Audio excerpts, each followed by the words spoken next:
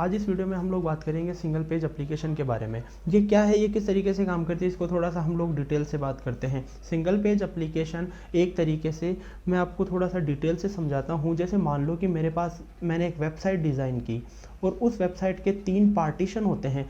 जो अपर पार्टीशन है उसको हम हेडर बोलते हैं, ओके, और जो लोअर पार्ट है उसको हम लोग फुटर कहते हैं, और मिडिल पार्ट को हम लोग मेन डैशबोर्ड है, मतलब जो जहाँ मेन काम होगा, मेन कंटेंट जो जहाँ हम लोग देखते हैं वेबसाइट का, उसे हम लोग मिडिल पार्ट कह सकते हैं वेबसाइट का।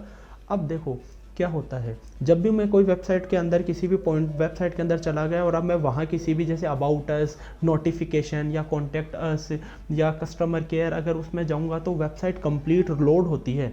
ओके, मतलब मैं वेबसाइट के अंदर चला गया, वेबसाइट लोड हो गई, फिर मैं अगर उसके अंदर किसी और पॉइंट के अंदर जाऊंगा तो फिर से वेबसाइट लोड होगी। होगा क्या कि मेरे जो कंप्लीट डेटा है वो सर्वर से वापस रिकॉल होंगे, उसमें हेडर और फुटर भी होगा। अब मान लो कि मैं कुछ और ओपन कर रहा हूँ उसी वेबसाइट के अंदर, कोई और सेक्शन में जा रहा हूँ, कोई और पार्ट में जा रहा हूँ और उसको उस पर वहाँ क्लिक करके उसे ऑन कर रहा हूँ, तो फिर से हेडर और फुटर और मेन मैसेज वापस से मेरे सर्वर से लोड होंगे। उससे होगा क्या, मेरे जो प्रोसेसर है वो कंज्यूम हो रहा है, मेरा जो रैम है वो ज़्यादा कंज्यूम हो रही है, मेरा इंटरनेट ज़्यादा कंज्यूम हो रहा है, और ज़्यादा डेटा लोड होने की वजह से मुझे डिले भी महसूस होगा, मतलब टाइम लगेगा वो डेटा मेरे सिस्टम तक आने में, as compare to single page application के कंपैरिजन में। ओके, अब ये सिंगल पेज एप्लीकेशन है क्या? सिंगल पेज एप्लीकेशन ये कहता है कि जब आपका हेडर और फुटर हर बार सेम ही रहना है तो हम हेडर और फुटर को फिक्स कर देते हैं और सिर्फ मेन मैसेज हम लोग बार बार रिकॉल लोड करते जाते हैं। कहाँ से? मेन सर्वर से। उससे होगा क्या, हेडर और फुटर तो मुझे बार बार लाना नहीं है क्योंकि बार बार वो सेम ही होता है। तो मेन मैसेज को आप लाते जाओ, उससे आपका प्रोसेसर बचेगा एज़ कम्पेयर टू जो नॉर्मल वेबसाइट है, उससे आपका डेटा भी जल्दी आएगा। इसको हम लोग प्रैक्टिकल करके देखते हैं कि ये है क्या, ये किस तरीके से ये काम कर रहा है। देखो हम ब्राउज़र ओपन करते हैं, किसी भी, मैं आपको एक रैंडमली एक वेबसाइट दिखा देता हूँ। देखो वेबसाइट, जैसे मैं बात करता हूँ डेजी.इन के बारे में। डेजी.इन है, कोई भी एक रैंडम सी मैंने वेबसाइट चूज़ कर ली। अब ये लोड होगी, ठीक है, तो ये लोड हो जाए। ये लोड होने का ये डिपेंड करता है आपका इंटरनेट स्पीड से।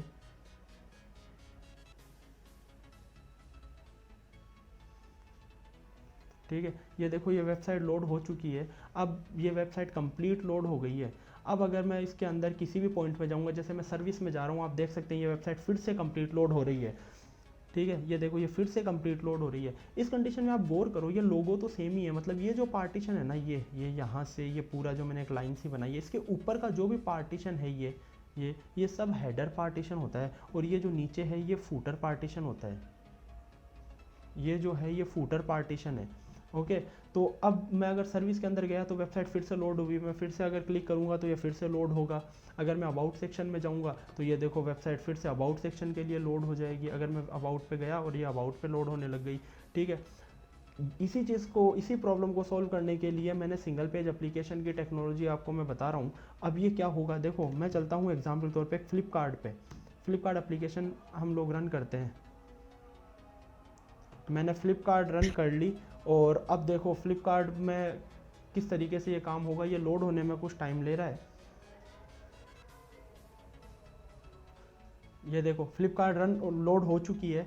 अब इस सेक्शन में मैं क्या करूँगा, मैं मोर पे गया और मैं नोटिफिकेशन में जाता हूँ। नोटिफिकेशन में गया, देखो वेबसाइट लोड नहीं हुई। मैं फिर से क्या करता हूँ, 24/7 कस्टमर सर्विस पे जाता हूँ। मैंने गया लेकिन वेबसाइट लोड नहीं हुई। क्यों? क्योंकि ये कहता है, ये सिंगल पेज टेक्नोलॉजी पे काम करता है। ये बोलता है कि आपका हेडर और फुटर तो सेम ही होगा, तो बार बार आप उसे लोड क्यों करो इससे। और आपने ये भी नोट किया कि फ्लिपकार्ट में जो डेटा थे वो सर्वर से बहुत जल्दी आ गए थे एज़ कम्पेयर टू ये जो मैंने वेबसाइट चलाई है डेजी.इन। क्यों? क्योंकि ये कंप्लीट वेबसाइट को लोड कर रहा था और जो फ्लिपकार्ट है वो सिर्फ मेन मैसेज को लोड कर रहा था, क्योंकि फ्लिपकार्ट जो वेबसाइट है वो सिंगल पेज एप्लीकेशन टेक्नोलॉजी से बनी है। अब हम बात करते हैं सिंगल पेज एप्लीकेशन जो है वो बनाने के लिए आपको कुछ फ्रेमवर्क की ज़रूरत पड़ती है, और उन फ्रेमवर्क के कई तरीके के होते हैं। सबसे ज़्यादा मोस्ट पॉपुलर जो फ्रेमवर्क है वो है React.js। उसके अलावा भी कई फ्रेमवर्क है, जैसे एंगुलर है, UI.js भी आप यूज़ में ले सकते हैं। और भी कई तरीके के आप लोग फ्रेमवर्क यूज़ में ले सकते हैं। ये फ्रेमवर्क कहते क्या हैं? ये कहते हैं कि सर अगर आपको सिंगल पेज एप्लीकेशन रन करनी है हमारे फ्रेमवर्क पर, तो आप एक बार उस एप्लीकेशन के कोड हमारे फ्रेमवर्क के अकॉर्डिंग लिख दो और उसे फिर आप अपलोड कर दो सर्वर पर। अब जब भी वो वेबसाइट रन होगी तो हमारे सर्वर जो हमारी कोडिंग के अकॉर्डिंग आपने रन की है, तो हम सिर्फ मेन मैसेज को ही रन करते रहेंगे, हेडर और फुटर सेम ही रहेगा।